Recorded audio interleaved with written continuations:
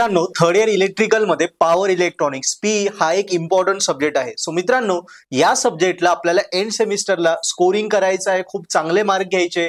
यासाठी या सब्जेक्ट विषयी आपल्याला डिटेल स्टडी कसा करायचा, आयडियाज क्लिअर पाहिजे. पेपरला काय येतं, कसा अभ्यास करायला पाहिजे, काय चुका अवॉइड करायला पाहिजे, असं केलं तर हा खरोखर स्कोरिंग सब्जेक्ट आहे. सो मित्रांनो, या सब्जेक्टला पूर्णपणे रिव्हील करण्यासाठी आपल्याकडे आपल्या स्टुडिओमध्ये आज आपल्या सब्जेक्ट पॉडकास्ट या सिरीज मध्ये प्रोफेसर रुपेश पावसकर सर आलेले आहेत. सरांचा 15+ इयरचा एक्सपिरियन्स आहे आणि मातोश्री कॉलेज ऑफ इंजिनिअरिंग मध्ये इलेक्ट्रिकल डिपार्टमेंटमध्ये सर वर्किंग आहेत. पॉवर इलेक्ट्रॉनिक सब्जेक्ट आणि नंबर ऑफ टाइम शिकवलं आहे, चेक केलेला आहे. सो आज हा पूर्ण आपल्याला सब्जेक्ट सर क्लिअर करून देणार आहे. सो सरांचं स्वागत करूया. Welcome sir. सर, पहिल्यांदा पॉवर इलेक्ट्रॉनिक्स या सब्जेक्टचा स्टडी कसा करायला पाहिजे, एक साधारण मुलाने, हुशार मुलाने ज्याला स्कोर करायचा त्यांनी एकंदरीत आयडिया द्या. ओके, आता इनसेम एक्झाम तर होऊन गेली. एनसेम एक्झामचं तुम्हाला विसरून जावं लागेल. येस, आता एंडसेम एक्झाम वर आपल्याला फोकस करायचंय. एंडसेम एक्झाम म्हटलं तर पुणे युनिव्हर्सिटी प्रमाणे तिसरं, चौथं, 5वं, 6वं असे 4 युनिट तुम्हाला फोकस करायचे. Correct sir. तर पॉवर इलेक्ट्रॉनिक्स मध्ये तिसरं युनिट जे आहे ते कुठलं तुमचं, तर कंट्रोल रेक्टिफायर आहे. Yes. Okay, single phase control rectifier, नंतर 3 फेज कन्व्हर्टर आहे आणि नंतर एसी व्होल्टेज रेग्युलेटर आहे. बरोबर. आणि 5वं आणि 6वं परत जे आहेत ते इन्व्हर्टर आहेत, सिंगल फेज आणि 3 फेज इन्व्हर्टर. येस. तर त्याच्यावरती फोकस करायचं झालं तर तुम्हाला 3 फेज इन्व्हर्टर आणि 3 फेज कन्व्हर्टर हे 10 मार्क्सला किंवा 12 मार्क्सला पण न्यूमेरिकल्स आणि त्याच्यावरती थेअरी पण विचारली जाते. युनिट 3 मध्ये कन्व्हर्टर आहे, सिंगल फेज कन्व्हर्टर.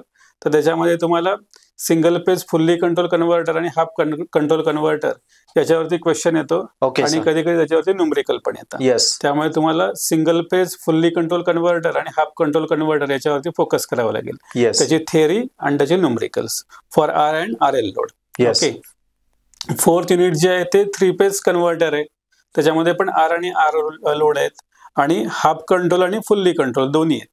तर 4 टाईप होतात टोटल. त्या 4 मधलं कुठलाही तुम्हाला थेअरी विचारलं जाऊ शकतं, पण generally 3 phase fully control converter R load किंवा 3 phase fully control converter with R L load याच्यावरती जास्त वेळा थेअरी विचारली जाते. बरोबर. आणि क्वचितच न्यूमेरिकल विचारलं जातं, तर न्यूमेरिकलची पण तयारी करावी लागेल. ओके, त्यांचे डेरिव्हेशन्स पण तुम्हाला डिराईव्ह कसे करायचे ते पण बघावे लागतील. ओके, नंतर आहे तुमचं 5वं युनिट. 5व्या युनिटमध्ये आहे सिंगल फेज ब्रिज इन्व्हर्टर. तर ब्रिज इन्व्हर्टर मध्ये तुम्हाला सिंगल फेज मध्ये एक आर आणि आर लोड असे 2च आहेत.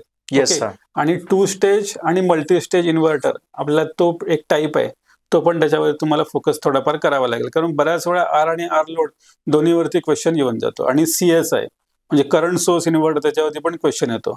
आणि लास्ट जो युनिट आहे त्याच्यामध्ये 120 डिग्री मोड किंवा 180 डिग्री मोड इन्व्हर्टर याच्यापैकी दोघांपैकी एक क्वेश्चन हमखास येतोच. यावर्षी जर 120 आला तर पुढच्या सेमिस्टरला 180 डिग्री वरती क्वेश्चन येणारच आहे. आणि मल्टीलेव्हल इन्व्हर्टर याच्यावरती नेहमी सेम क्वेश्चन्स येतात. तर 2-3 क्वेश्चन्स आहेत, ते 2-3 क्वेश्चन फिक्स करून टाकायचे. 6वं युनिट तुम्हाला चांगलं स्कोअर करून देतं. त्यामुळे 6व्या युनिटला पहिल्यांदा फोकस करा आणि तिथून चालू करा स्टडी. Good sir. याच्यामध्ये मग असं का होतं की बऱ्याच मुलं पेपर लिहितात, असे आहेत का सर मुलं जे 70 पैकी 70 मार्क पण घेतात या सब्जेक्ट मध्ये? पॉवर इलेक्ट्रॉनिक्स मध्ये थोडं कठीण जातं 70 पैकी 70 मार्क्स मिळवायला. प्रॉब्लेम असा होतो की बऱ्याच वेळा मुलं सर्किट डायग्राम काढतात पण सर्किट डायग्राम चुकते. ओके. आणि वेव्हफॉर्म बरोबर असेल पण युनिव्हर्सिटी काय सांगते की तुमची सर्किट डायग्राम बरोबरच असली पाहिजे. बरोबर. सर्किट डायग्राम जर बरोबर असेल तरच तुम्ही त्याचं वेव्हफॉर्म ड्रॉ करू शकता. करेक्ट. सर्किट डायग्राम चुकली आणि नंतर तुम्ही पानभर जरी एक्सप्लेनेशन लिहिलं तर तुम्हाला मार्क्स 0च मिळतात. ओके. त्यामुळे सर्किट डायग्राम प्रत्येक जो सर्किट आहे त्याची इम्पॉर्टंट डायग्राम जी आहे तुमची ती नेहमी करेक्टच आली पाहिजे. हे तुमच्या नेहमी तुम्हाला लक्षात ठेवायचंच आहे. आणि त्याचे वेव्हफॉर्म्स पण करेक्ट सर. सप्लाय वेव्हफॉर्म, नंतर तुम्हाला आउटपुट व्होल्टेज आणि आउटपुट करंट या 3 तरी डायग्राम काढाव्याच लागतील. ओके. मग हे सर्किट डायग्राम्स त्याची प्रॅक्टिस कशी करता येईल की ज्या चुकायला नको? महत्वाचं असं आहे की बऱ्याच वेळा काय होतं, इन्व्हर्टर आहे. इन्व्हर्टर म्हटलं की त्याला DC सप्लाय असणार, आउटपुटला तुम्हाला AC असणार आहे. तर मुलं चूक काय करतात की इन्व्हर्टर सर्किट डायग्राम काढतात पण इनपुटला काय देतील, AC सप्लाय देतील. सर्किट डायग्राम डायरेक्टली रॉंग होणार, 0 मार्क्स मिळतील. एका DC ऐवजी AC दिल्यामुळे. नंतर तुमच्याकडे कन्व्हर्टर आहेत. कन्व्हर्टरला बऱ्याच वेळा चुकतात. AC to DC कन्व्हर्टर मुलांना माहिती असतं की AC to DC कन्व्हर्टर आहेत, पण त्या एक्झामच्या प्रेशरमुळे म्हणा काहीतरी त्यांच्याकडनं चूक होते, Yes. एसीच्या ऐवजी डीसी सप्लाय देऊन टाकतात, बरोबर. सर्किट डायग्राम चुकते. कनेक्शन कनेक्ट करताना कुठे कनेक्ट करायचं, लोड कुठे कनेक्ट करायचं त्याच्यामध्ये चुकतात. बरोबर. इन्व्हर्टरमध्ये पण तेच होतं, लोड कुठे कनेक्ट करायचं नेमकं ते चुकून जातं.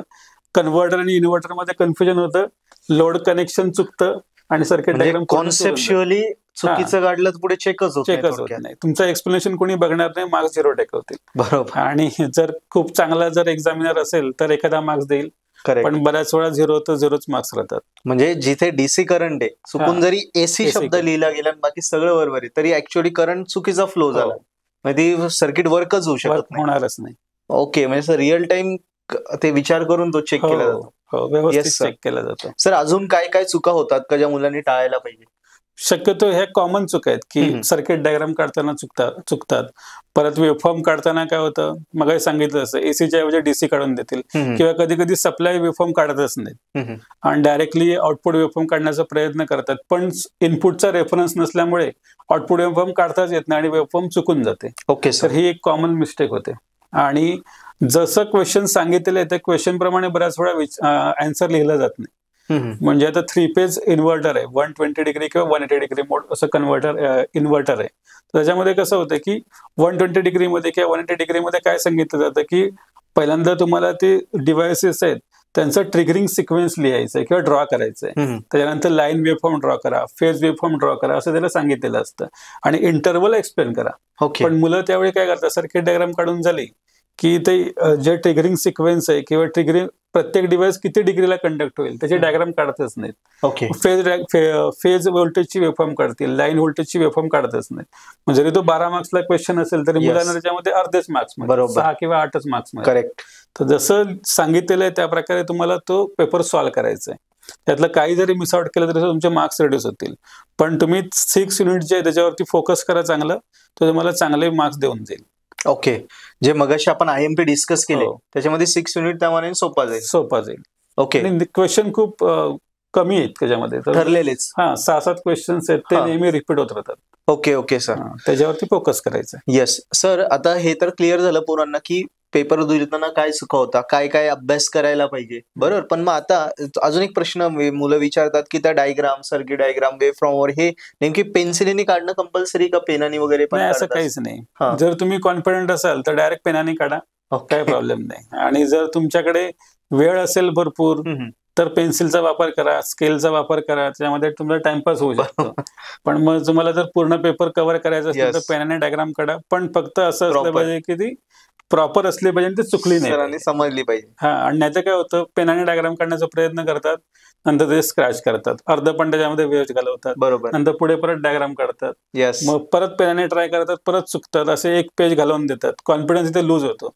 जर कॉन्फिडन्स नसेल की मला ही डायग्राम येतच नाही तर पेन्सिलचा युज करा, अदरवाईज डायरेक्ट पेनाने युज केला तरी चालेल, डायग्राम ड्रॉ केले तरी चालणार, काही प्रॉब्लेम. सर आता काही मुलांचे असे प्रश्न होते की इनसेमला त्यांचा पेपर राहून गेला, पीचा घाबरल्यामुळे पेपर चांगले मार्क अपेक्षेपेक्षा कमी पडले, बॅक राहिले, सो आता मेहनत केली तर ते चांगला स्कोर करू शकता का, पेपर निघू शकतो का? नक्कीच. 70 पैकी 40 मार्क्स मिळायला काहीच प्रॉब्लेम नाही. मी 28 नाही म्हणून 40 मिळू शकतात. फक्त जसं सांगितलं तसं की तिसऱ्या युनिटमध्ये single phase fully control converter आणि हाफ कंट्रोल कन्व्हर्टर त्यांच्या सर्किट डायग्राम मध्ये थोडाफार चेंज आहे फक्त, बरोबर.